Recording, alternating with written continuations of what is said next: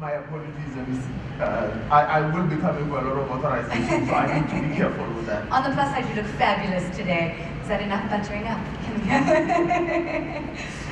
Of course, an event like this wouldn't be possible without amazing partners.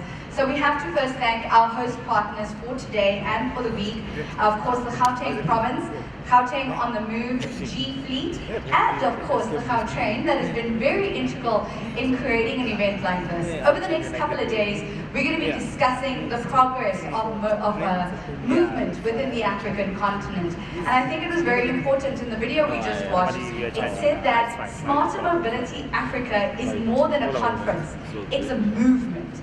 And it's very important for us to remember that going into this week and the thoughts and the conversations that are going to happen amongst delegates and business owners. The Japanese say, Ichigo Iche, which means never try and recreate a moment. What that means is that today will be as riveting as it has always been. On our 4th edition of the Smarter Mobility Africa, we will try by all means to ensure that you not only are informed, you are educated, you are entertained, and you're also enthralled by the progress and the future progress that we endeavor to create in the space of mobility. Mobility is not just about us moving people, it is also about moving an economy. As we move forward from here onwards, I will deal with all the protocols of introducing the relevant people that have to do so. Right now, we will call Ben Pullen, the gentleman whose idea this was right from the beginning, to be able to welcome us.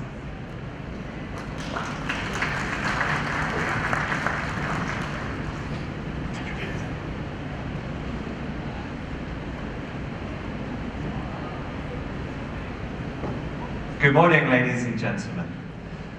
Wow, great to be here for the 6th edition of Smarter Mobility Africa Summit. Honourable Minister, Premier, members of the Executive Council, esteemed guests and partners, it's my great pleasure to welcome you all here to the 6th edition of Smarter Mobility Africa. Thank you to the Honourable Minister for Transport for South Africa for taking the time out of what seems like a very busy schedule for October Transport Month.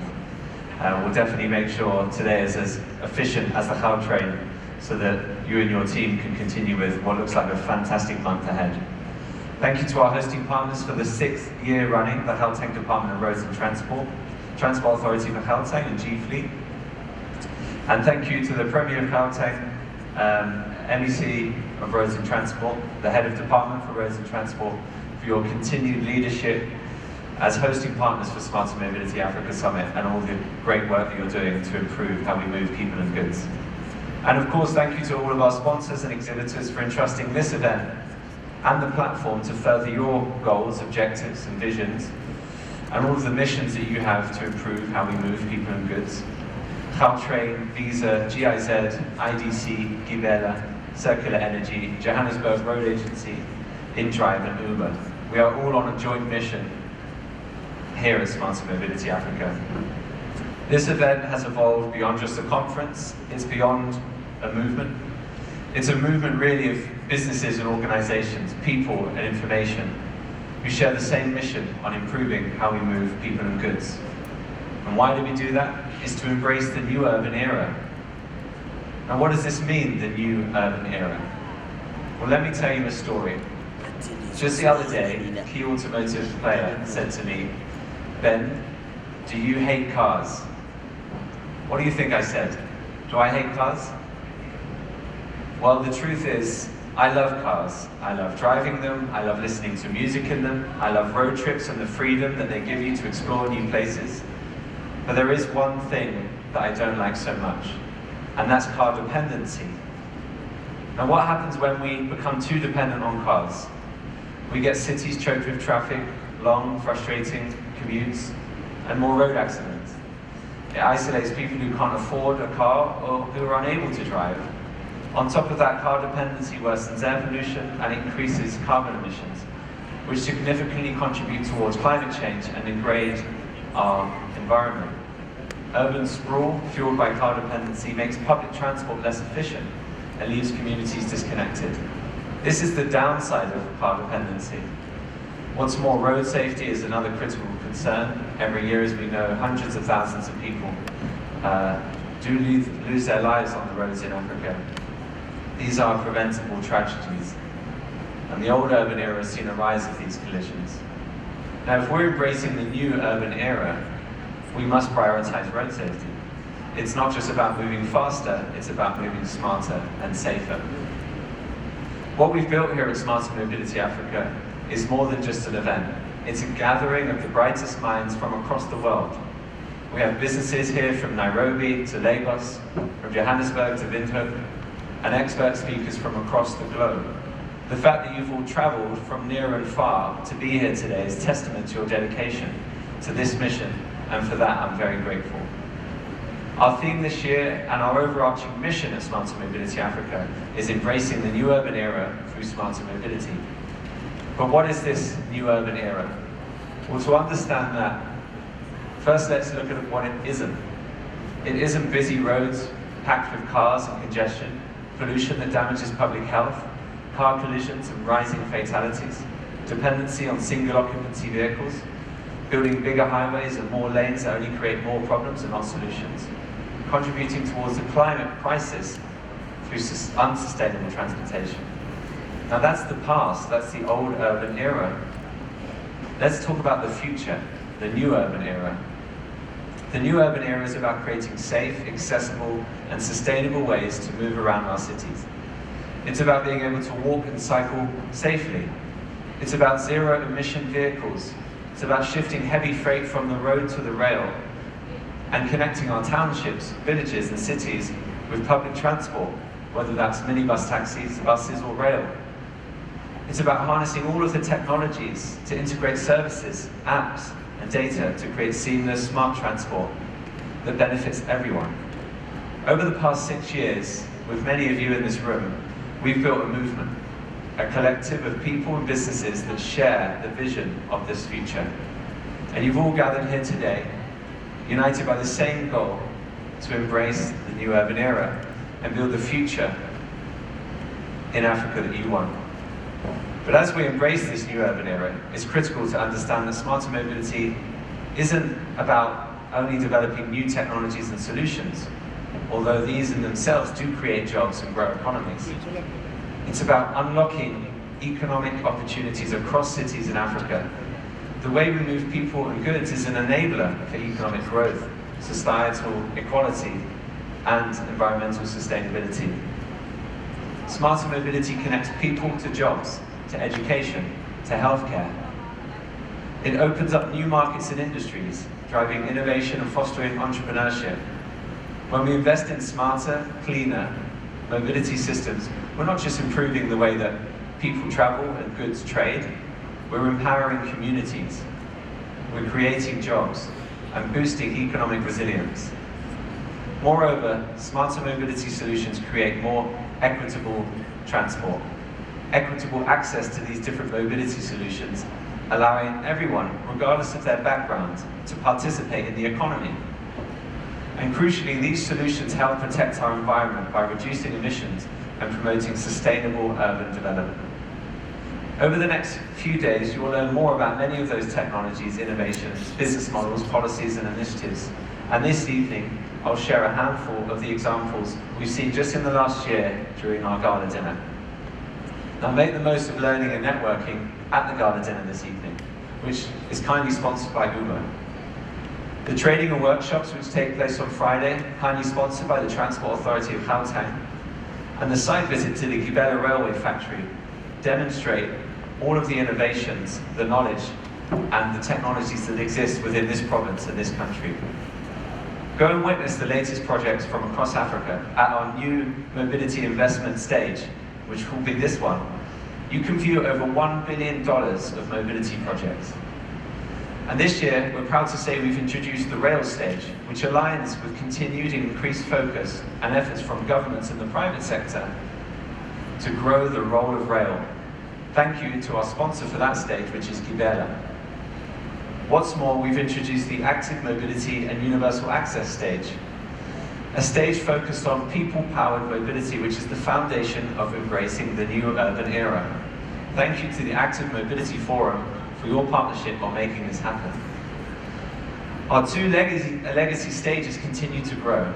The Green Fleet stage, which is over there, has 2 days focused on supporting fleets and the challenges and opportunities of transitioning their fleets from internal combustion engines to new energy vehicles.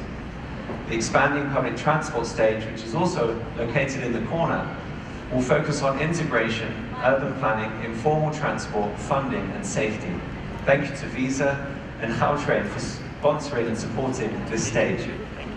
I must make a special mention to our Women in Mobility seminar, which takes place tomorrow, bright and early, in which the MEC for Roads and Transport will deliver a keynote.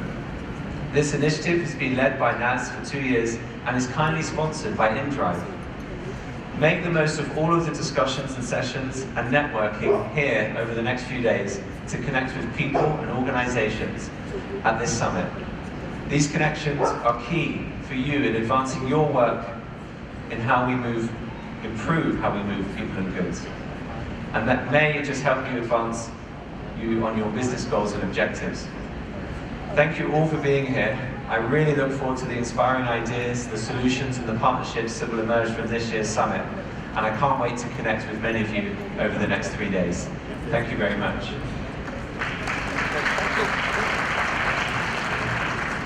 A round of applause for Ben. Ben, you remember we have a deal. Me and Ben, we have a deal. This is a pre-show. In 2026, the largest trade show in the world for transport operators will be held outside of Gauteng, outside of Europe. And myself and Ben have agreed that the first time it gets held outside of Europe, it will be held in Gauteng. And therefore, it is our greater dream for us to make sure that smarter mobility in itself becomes bigger and better every year. Our intent is for us to be able to ensure that we can show the world that we do not only take from the world, but Africa is willing to give to the world. But more so, Gauteng will give to the world through the ways in which we will drive smarter mobility. Mine now, all that is left, I am going to ask that before I introduce, or let me do so first. Everybody has a boss. So my own boss has their own boss. And that boss has another boss, but that boss is not here. Mine is to introduce MEC Pidiboni Dialetabella, the MEC for Transport and Logistics. She's going to give us our opening address and the keynote for the day from Gauteng. We look forward to the person who is driving not only mobility in Gauteng, but mobility in the greater intersections of what Gauteng will become. Can I please have the video play as the MEC walk up?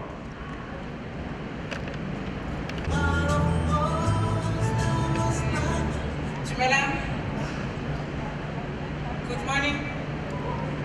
Sanibonani.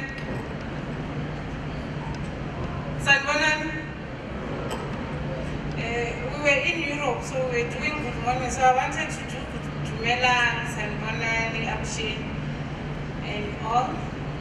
Thank you very much, CEO Ntetetepo Khobe and May Kriya, our program directors.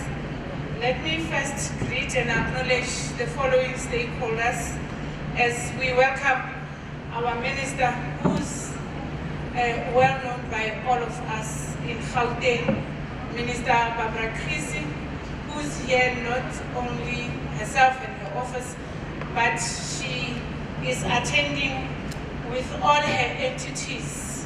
This is how serious she takes us as Gauteng. We welcome you, Minister. We also welcome your entities, the RTMC CEO, Advocate Muniz is also here. I don't know where is he sitting, but it's confirmed that he's here.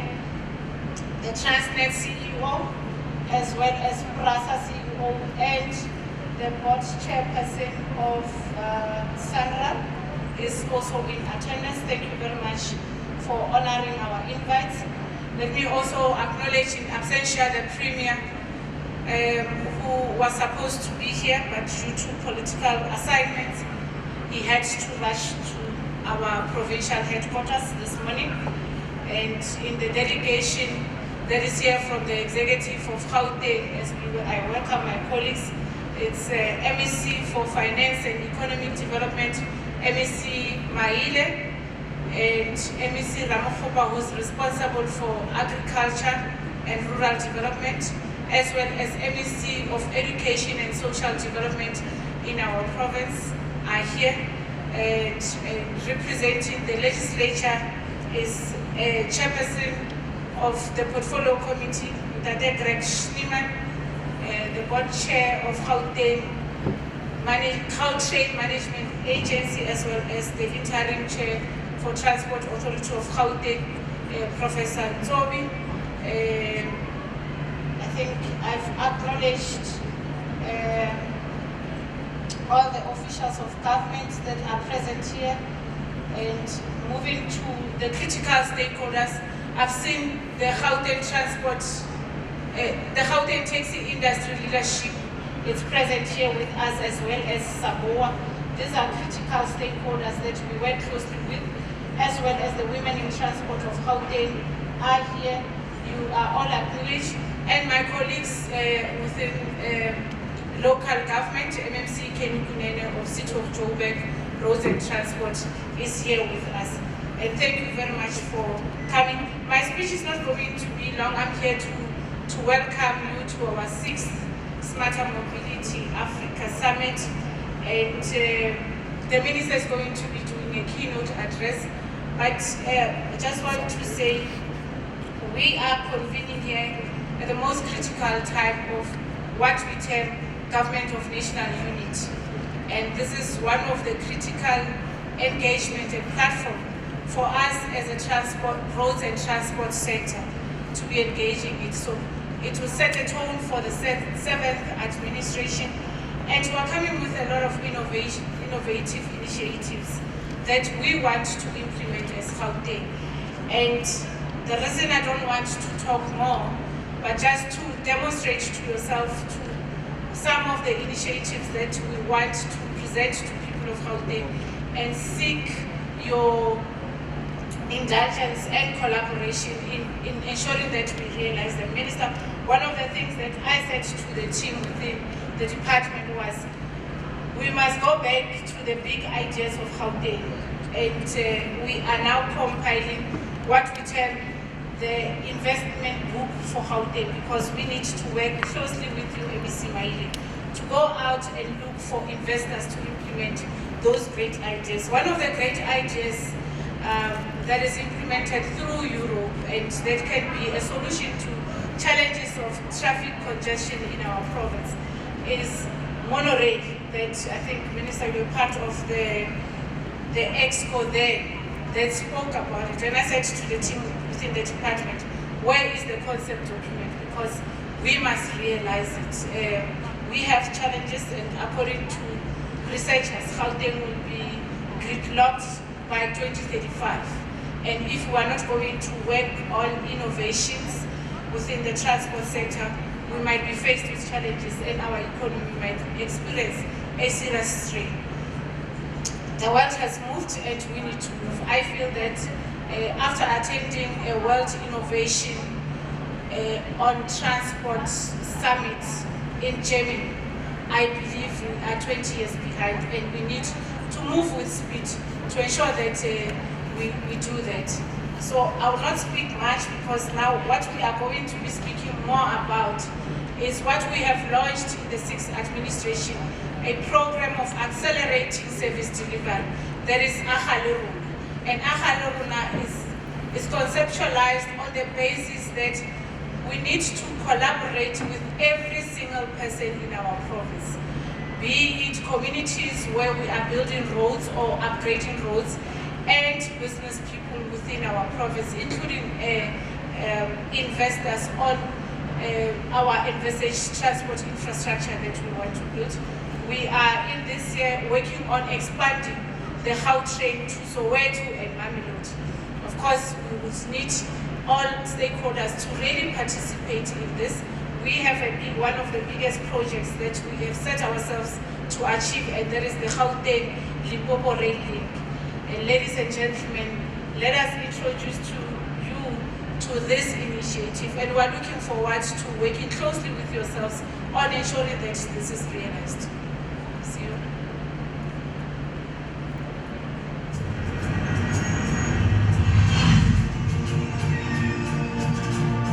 Let's embark on a journey mapping out a uniquely African project that will connect Limpopo and Gauteng, two distinctive South African provinces, fostering economic. We are going forward as Gauteng as we welcome MEC from West. You just missed a speed train to Limpopo, MEC Murray, but welcome. We'll share with you the ideas, because we have intentions of also building a train to Rustenburg and Mahikeng as Gauteng. And you understand the reasons why we are doing that, Minister. I think we are taking forward what we have, the foundation that you have laid, that we are an economic powerhouse as Gauteng, and these are initiatives that we must be engaged in and realized in our lifetime. Smart mobility is no longer a mere option. It is an agent necessity. Its success lies not only in advancing sustainable development goals, but also in fulfilling our national vision as articulated in the NDP 2030. As we continue to engage in these discussions, let us remember that the transition to clean emissions and sustainable mobility is not only achievable but essential. It is our duty to pave the way for a future where mobility is smart, inclusive, and sustainable, ensuring a brighter, cleaner future for generations to come. As we gather here today, remember that each of us carries the power to create change. Smart mobility is not just a field, it is a movement. Standing here, I invite you all to join this movement, because, as the saying goes, the journey of 1,000 miles begins with a single step. Every small step, every bold idea, and every act of courage contributes to that journey, and we have seen it and realized it in Gauteng through the leadership cohort of Bomme Babrakris when they implemented the Gautrain. Let us rise to the challenge, take bold steps towards a smarter, cleaner, and more sustainable future together. Let us innovate, inspire, and lead the way in shaping a brighter future for tomorrow for all. And we wish you all a successful summit. Thank you very much.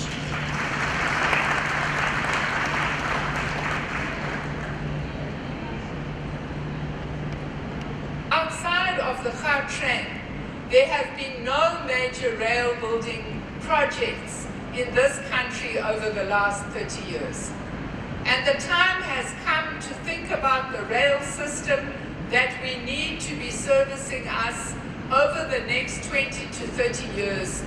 What that rail system would look like in terms of passenger rail and fast, high-speed rail for passengers, as well as how we want to revitalize the Transnet lines so that they are servicing different types of commodities and different communities, and we can enable those local players to have an opportunity to involve themselves in that process of upgrading.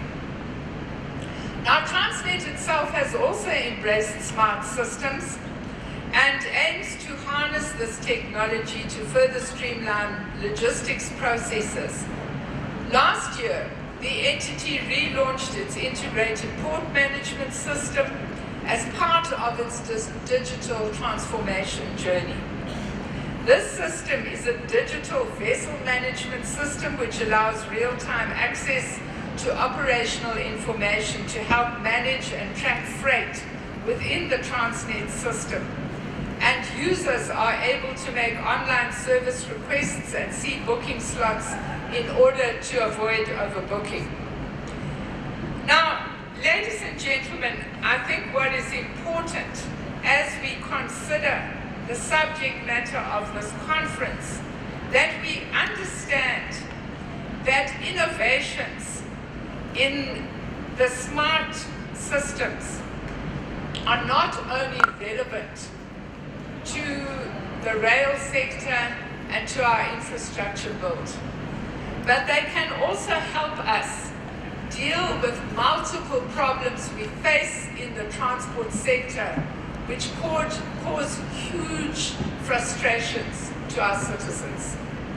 One of those systems, which I know that Gauteng is already pioneering innovation around, is our driver's license and vehicle license testing systems.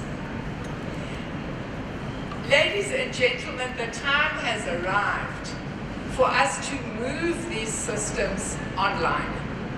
We need to remove the human beings who unfortunately have been involved in all kinds of extracurricular activity that really cause enormous frustrations to our populations. Every day, I receive at least 10 or 15 letters from members of the public complaining about the DLTCs, complaining that they cannot get licenses for their buses, complaining that tourist operators cannot get licenses, complaining that fleet systems cannot achieve renewal of their licenses. And I believe that IT has a very important role to play in this regard, and we're looking forward to understanding the important proof of concept projects you're already developing and how you can share those concepts and also that technology with fellow provincial administrations.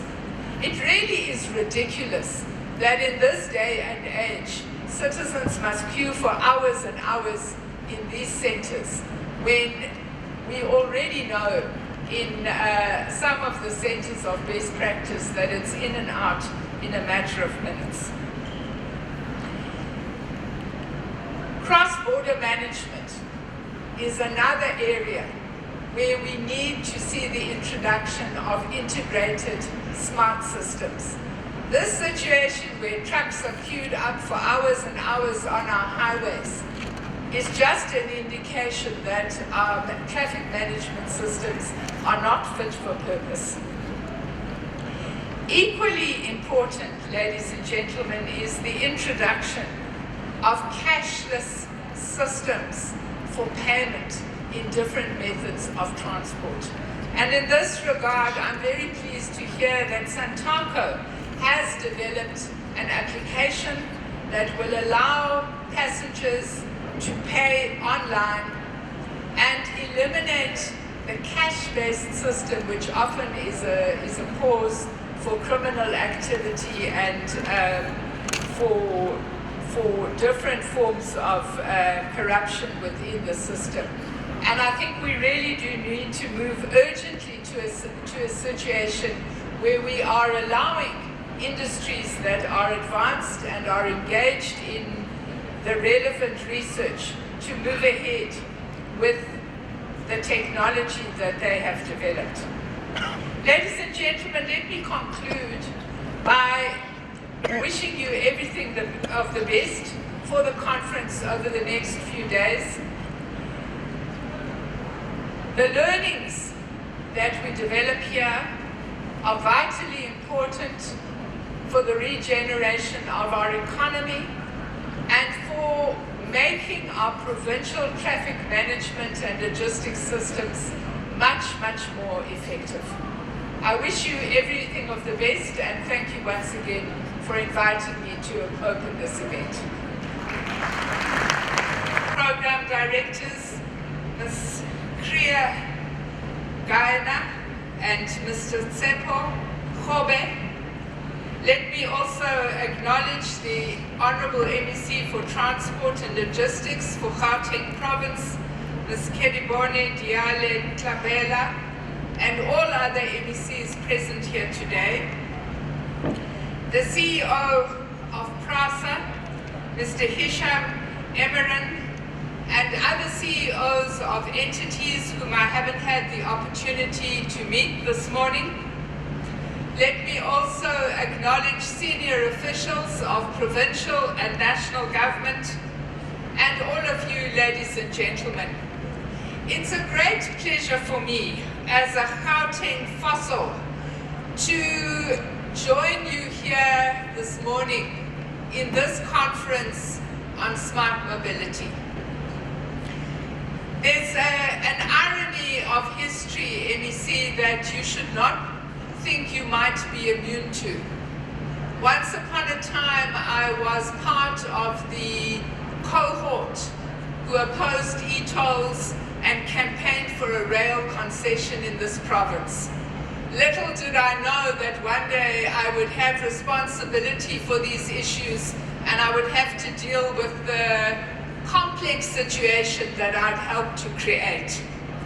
So let me warn those who are part of the Gauteng government, you don't know where you might land up in future in national government, so be careful what you ask for. Colleagues, you would understand that central to a well-functioning economy is the effective facilitation of the movement and transport of people, goods, and services. And there's a positive correlation between efficiency, accessibility, and affordability of the transport system with improved economic activity and job creation. And of course, now that we are in the 7th administration, all of us are rallying around what we're calling the apex priority of this 7th administration, which is sustainable economic growth and job creation. And we are also, of course, interested in our two other priorities, which is to ensure that we enhance the social wage. And by the social wage, we are talking about those goods and services that we provide for working people in our country that help them to sustain their families and lower their cost of living. And lastly, the third priority being the creation of a stable and capable state. And what I want to share with you this morning is some of the steps that we are taking to make these priorities a reality within the transport system. Because unfortunately, the current reality of our transport system following the COVID pandemic is very different from that smart and efficient transport system for people and goods that we would want. In terms of the National National Household Survey of 2021, we understand that our transport system is not operating optimally, and in fact, our transport system is adding to the cost of living and the strain that is being placed on ordinary South African households.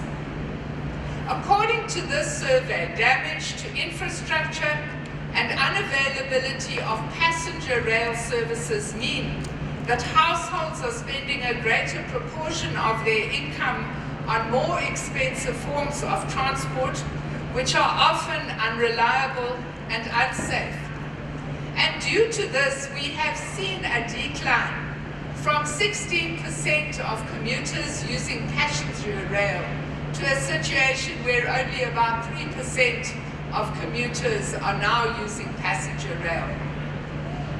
What we find most concerning is almost 20% of the working population are walking to work because they cannot afford the transport system that is available to them.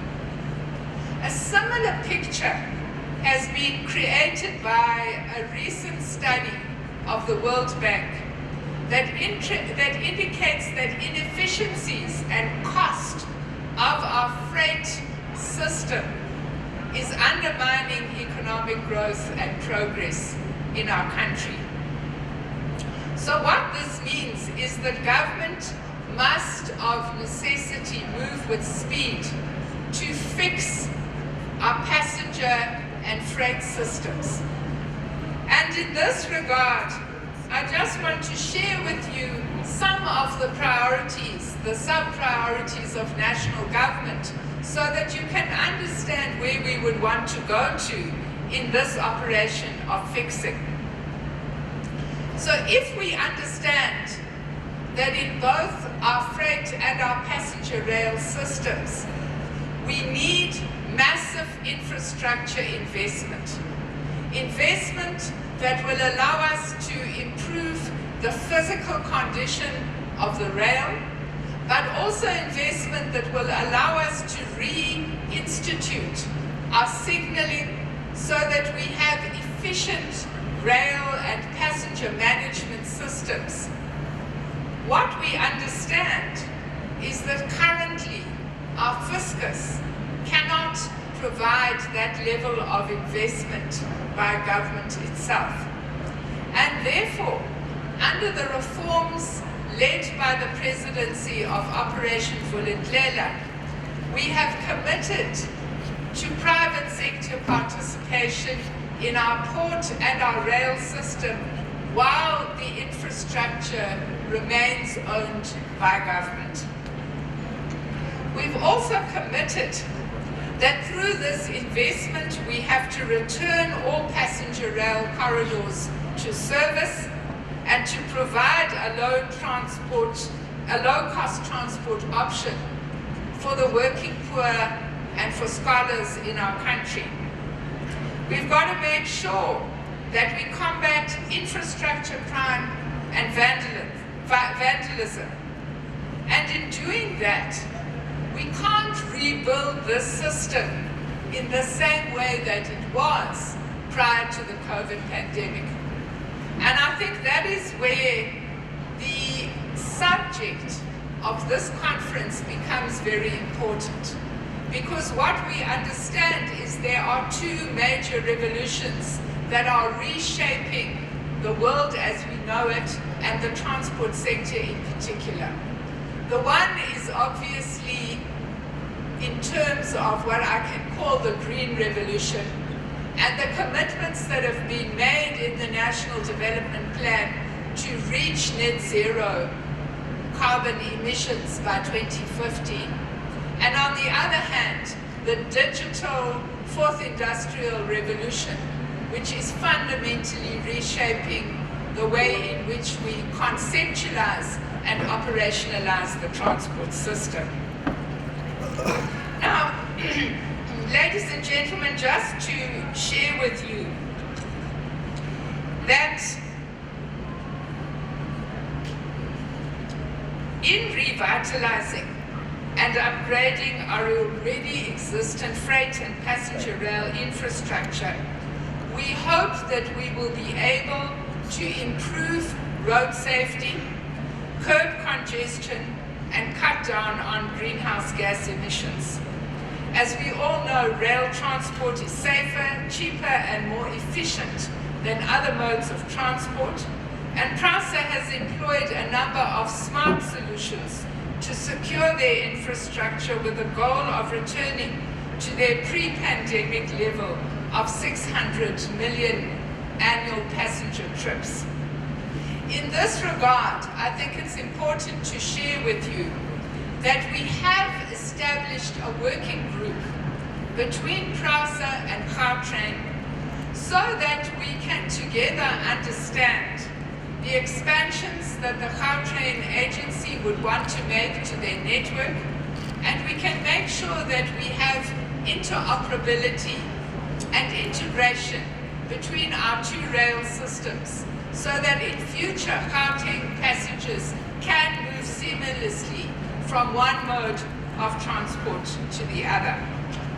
Already, 31 of PRASA's 40 priority lines have re-entered into service after a period of theft and vandalism, and re-signaling of these lines is an ongoing project. In order to make sure that no further theft or vandalism occurs on these lines, PRASA has employed a variety of digital solutions to protect its infrastructure as well as its passengers. In partnership with Huawei, they have employed an intelligent e-guarding perimeter system which uses artificial intelligence to alert a central control center when there are security breaches or incidents occurring within the system. And I would want to say to you, ladies and gentlemen, that I sit in the NAT joint structure that monitors vandalism of infrastructure on our roads, on our PRASA lines, and also on our Transnet lines. And I'm very pleased to share with you that as a result of some of these technological innovations, PRASA now, amongst all of our infrastructure agencies that we're monitoring, has the lowest level of theft and ongoing vandalism in their system. Now, we are not outside of the Gautrain. There have been no major rail building projects in this country over the last 30 years. And the time has come to think about the rail system that we need to be servicing us over the next 20 to 30 years, what that rail system would look like in terms of passenger rail and fast, high-speed rail for passengers, as well as how we want to revitalize the Transnet lines so that they are servicing different types of commodities and different communities, and we can enable those local players to have an opportunity to involve themselves in that process of upgrading. Now, Transnet itself has also embraced smart systems and aims to harness this technology to further streamline logistics processes. Last year, the entity relaunched its integrated port management system as part of its digital transformation journey. This system is a digital vessel management system which allows real-time access to operational information to help manage and track freight within the Transnet system. And users are able to make online service requests and see booking slots in order to avoid overbooking. Now, ladies and gentlemen, I think what is important as we consider the subject matter of this conference, that we understand that innovations in the smart systems are not only relevant to the rail sector and to our infrastructure build, but they can also help us deal with multiple problems we face in the transport sector, which cause huge frustrations to our citizens. One of those systems, which I know that Gauteng is already pioneering innovation around, is our driver's license and vehicle license testing systems. Ladies and gentlemen, the time has arrived for us to move these systems online. We need to remove the human beings who unfortunately have been involved in all kinds of extracurricular activity that really cause enormous frustrations to our populations. Every day, I receive at least 10 or 15 letters from members of the public complaining about the DLTCs, complaining that they cannot get licenses for their buses, complaining that tourist operators cannot get licenses, complaining that fleet systems cannot achieve renewal of their licenses. And I believe that IT has a very important role to play in this regard, and we're looking forward to understanding the important proof of concept projects you're already developing and how you can share those concepts and also that technology with fellow provincial administrations. It really is ridiculous that in this day and age, citizens must queue for hours and hours in these centers when we already know in some of the centers of best practice that it's in and out in a matter of minutes. Cross-border management is another area where we need to see the introduction of integrated smart systems. This situation where trucks are queued up for hours and hours on our highways is just an indication that our traffic management systems are not fit for purpose. Equally important, ladies and gentlemen, is the introduction of cashless systems for payment in different methods of transport. And in this regard, I'm very pleased to hear that Santaco has developed an application that will allow passengers to pay online and eliminate the cash-based system, which often is a cause for criminal activity and for different forms of corruption within the system. And I think we really do need to move urgently to a situation where we are allowing industries that are advanced and are engaged in the relevant research to move ahead with the technology that they have developed. Ladies and gentlemen, let me conclude by wishing you everything of the best for the conference over the next few days. The learnings that we develop here are vitally important for the regeneration of our economy and for making our provincial traffic management and logistics systems much, much more effective. I wish you everything of the best and thank you once again for inviting me to open this event.